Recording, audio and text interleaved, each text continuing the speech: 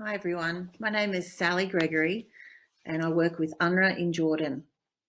I'm going to talk to you today about what UNRWA does and how UNRWA is helping to mitigate the impacts of COVID-19 on Palestine refugee populations in particular, and how we're working together with the Jordanian government and with other organisations in this work to protect and preserve the lives of Palestine refugees. UNRWA is a United Nations agency that was established by the United Nations General Assembly resolution in 1949 following the Arab-Israeli conflict, and it commenced operations in 1950. And its role is to provide basic services to Palestine refugees until there is a solution to their plight, either the right of return or a just solution. And what we do is we provide basic healthcare, education, protection, microfinance, camp management services, infrastructure, relief and social services to all Palestine refugees who are registered as official Palestine refugees. And the organisation is funded almost entirely by voluntary contributions from member states and others. And that's how we pay for all the services that we provide. So across all of the 5 areas where UNRWA works, which is in Jordan, Gaza, Lebanon, West Bank and Syria, there are about 5.5 million refugees. 2.4 million of these refugees live in Jordan. They live in the host communities with all other populations, and they also live in 10 official camps. And in those 10 official camps, there's about 400,000 Palestine refugees. And in Jordan, UNRWA provides the education services in 169 schools, in a higher education faculty, and in vocational training centres, teacher training centres, and the healthcare to almost 1.1 million patients across 25 different facilities. We have a workforce of somewhere near 6,900 staff.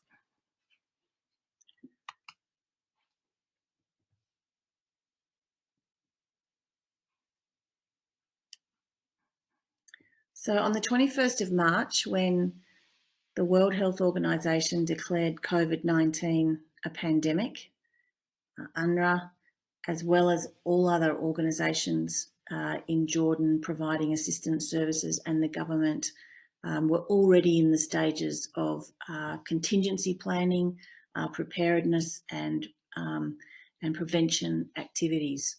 As of today, which is the 18th of April, as I speak, we have 413 cases. There were a number of new cases today, 6 new cases. At the same time, many people have recovered and we've had a number of deaths, but a very small number due to the way in which the government has chosen to apply strict measures of social distancing and asking people to stay at home to the greatest extent possible, closing the schools and closing a majority of businesses other than the basic food supply, transport services, etc. So why does this mean that Palestine refugees are more at risk? It's because in any conflict or disaster or biological disaster such as coronavirus, the poorer you are, the more vulnerable you are. And the vast majority of Palestine refugees are among the most vulnerable in the community, along with other refugee communities, economic migrants, and those Jordanian citizens who are in the lowest quintile of the population. A couple of days ago, in Amir Hassan camp, which is one of the unofficial areas where concentrations of Palestine refugees live, we had 3 corona cases confirmed. and this was inherited from a person working in a supermarket in Abdoon, but who's residing in the camp. So not only is there the issue of poverty and vulnerability, but also in the camps you have a high concentration of people living very close together. And so the risk of transmission is a lot higher. As we know as well, it's quite difficult to communicate effectively to everybody the importance of the social distancing, the importance of hygiene, much more than perhaps we would normally undertake the washing of our hands, not touching our face. And so that really needed to be communicated extremely effectively in the camps to prevent further transmission. So UNRWA's initial response, other than to try and maintain what we call business continuity as far as possible, is to work very closely with the government to ensure that as many people as possible are aware of the measures that need to be taken to safeguard homes, households, and the community outside the shelters. We've had a lot of volunteers coming to help deliver essential food, water, and medicines to people's homes. We delivered what we call personal protective equipment, gloves, masks, vests, jackets for workers who needed to continue to work in the camps. Not everybody is staying home.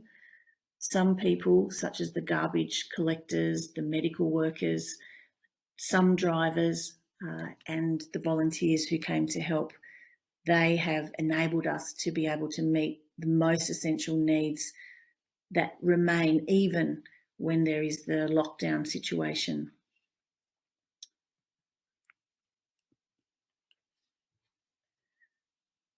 So all the awareness raising sessions in schools, in the community, in the health centres were undertaken before we closed down our operations by and large, and they have continued since. We have ensured that as many people as possible are aware of what they need to do to prevent the spread of the pandemic. We set up some hotlines in four areas so that people could call in and ask questions, express their concern, ask for help, or even communicate an emergency. And we have staff around the clock manning those hotlines, ready to take calls should people need to communicate or ask for help. We only have about 60 permits of all of the staff that we have working in Jordan, permits for people to deliver the services separately to the health staff. We have a lot of health staff who are continuing to work just now, but compared to our normal operations, we've very much relied on the help of volunteers and different community organisations. And we're following the World Health Organization preventive messaging.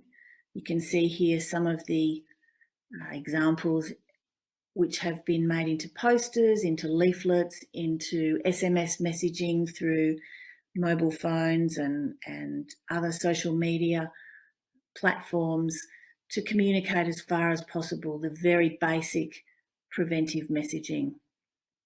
And this is something that all of the UN agencies have been doing with all of the caseloads, the different populations that they serve, whether they're refugees, migrants, or the most vulnerable in the community in Jordan.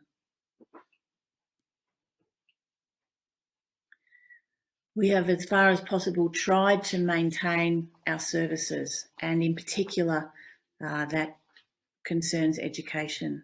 80% of our staff work in the education sector. We have something like 4,000 teachers, and in line with the Ministry of Education's approach to putting educational materials online on the Ministry of Education's website, and on the TV, We have trained our teachers to be able to support students at home to continue to receive the quality education, inclusive, equitable education in spite of the crisis. And we have also helped our teachers to give interactive lessons through a Google site that we established particularly for the teachers. One of the things that we have learned through surveys, questionnaires that we've been conducting is that the students remain very passionate about learning and they're interested to learn through social media. It's a new experience for them. We have some psychosocial support available and we are trying to fix some of the challenges which unfortunately are resource dependent. At this time, about 50% of students have no access to online learning, either because they don't have the internet, they don't have the technology, a tablet or a computer, or they don't have access to a mobile phone.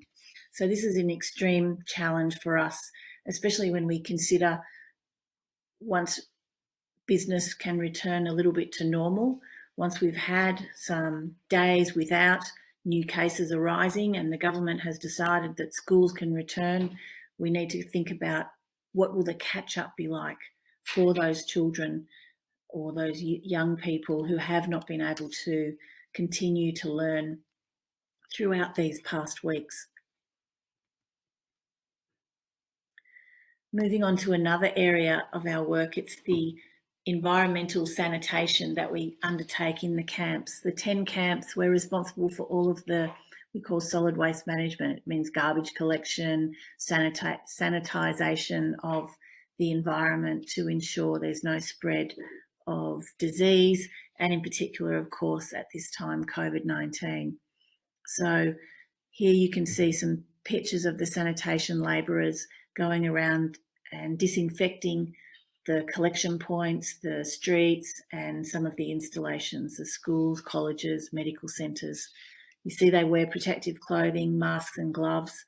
And when they're not doing this, they collect up to about 1,000 cubic metres of garbage every day. It's extraordinary.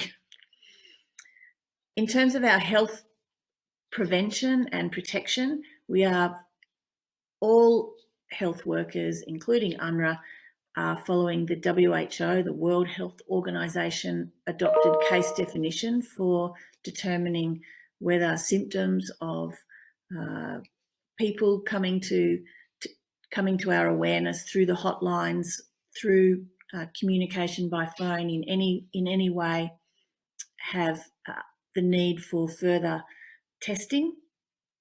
And we have been promoting quite strongly the need for people to go and seek to have testing done in the camps if they need, because of this concentration of population. In this picture here, you can see the health staff and volunteers preparing medicines. We have some 80,000 patients who are reliant on medicine to stay not just healthy, but because they have what's called non-communicable diseases. This is like diabetes, cholesterol, high blood pressure, cardiovascular illness, and they need medicines on a daily basis. And because we have so many patients, these are the patients that would be due to collect, to come to the clinic and have services delivered.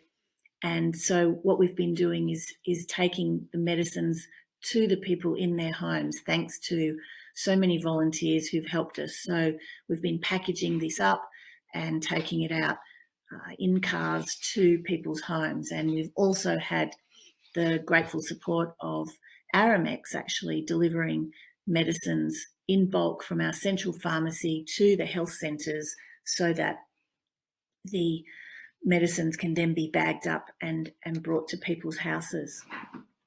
And all of what we're doing is hand in glove, very much aligned with what the Ministry of Health is doing, where we are responsible for the health services for Palestine refugees, and the Ministry of Health responsible for all citizens in Jordan in line with global norms and standards.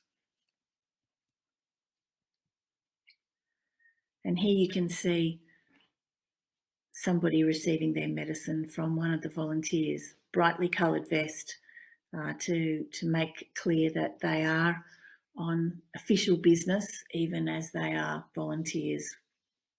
And so far we've managed to deliver medicines to about 50,000 refugees, so they were getting a 2-month supply, and this is all thanks to the combination of the dedicated health staff and the volunteers.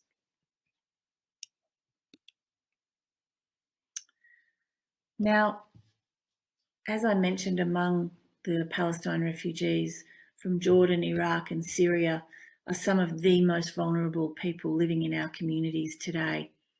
The National Aid Fund is providing some cash top-ups, cash transfers for vulnerable Jordanian citizens, and UNRWA too is providing a very limited amount of cash transfers to the most vulnerable Palestine refugees. So up to $100 and also emergency cash grants up to $200 once a year for those people who are in most need.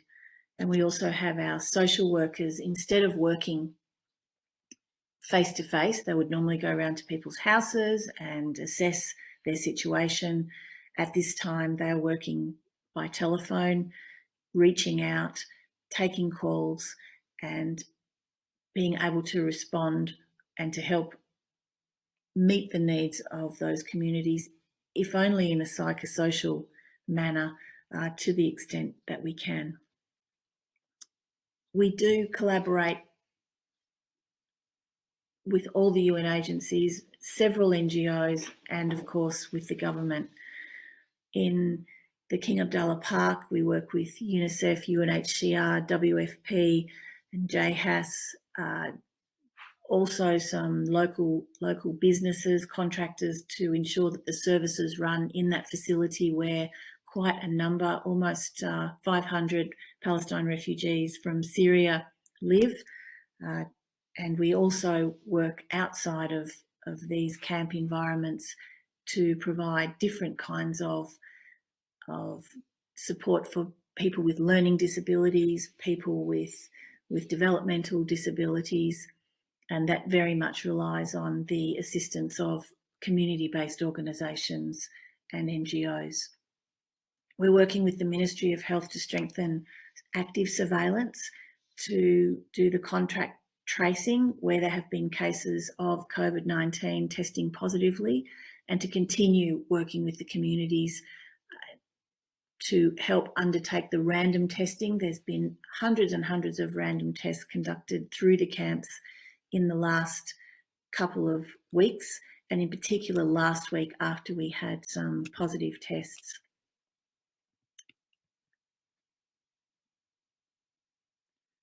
UNRWA has also established an awareness campaign called Together We Fight COVID-19, using the hashtag In This Together. And we started this in 4 of the largest refugee camps in Irbid, Marka, Baha and Amman New Camp. Again, we've really relied on volunteers who we've trained to be able to communicate effectively to the communities on all of the preventive messaging, on social distancing, preventive hygiene, taking care when being in the street. The street markets are a place where people can be in very close proximity, and there are risks there. We also established some WhatsApp groups in camps where people can communicate and tell the good stories of how everybody's working together to address the challenges posed in this very unusual time. And of course, lots of media. The more we communicate the situation in the camps, the situation in relation to the needs, the situation in relation to the successes of enabling the safety and preventing as far as possible the spread of COVID-19, the more we are able to move towards the next phase, which is the return to somewhat normal life. And in that, the agencies have all, UN agencies, NGOs and assistance actors have all put together many, many messages, which I'm sure many of you will have seen on social media, in the newspaper, on television, and even radio. So some of the things that we're doing as well is telling the stories of the workers, telling the stories of people who live in the communities, to try and just really bring home a full understanding of what it's like to be a refugee living in the camp with limited options other than just to do their best to safeguard themselves and their families, and also the workers, the frontline workers who are there every day while many of our staff stay at home. That's created a lot of stress for these workers, and they have still shown up for work, but we are conscious that they have special needs as well, and they are really heroes. Both the volunteers, the people in the camps, the people living under such strict conditions where the positive tests have been identified, and our frontline workers are really the heroes of what UNRWA is doing in support of safeguarding and protecting and providing basic services to Palestine refugees. There's a couple of links here that you might like to look at later. Some of the media that has been on situations in the camps, visiting patients, visiting workers, which I'll leave you to look at your leisure. And then if you want to stay in touch, you can go to any of these websites, or you can reach out to me, to our communications people. We'll be happy to speak to you at any time.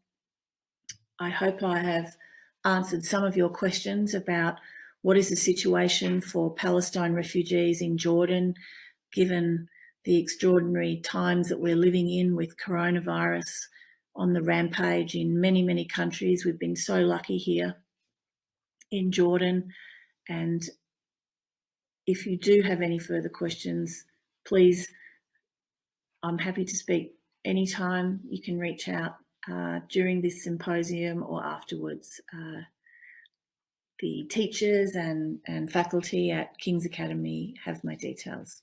Thank you very much, and I wish you a very interesting, informative and enjoyable rest of the symposium.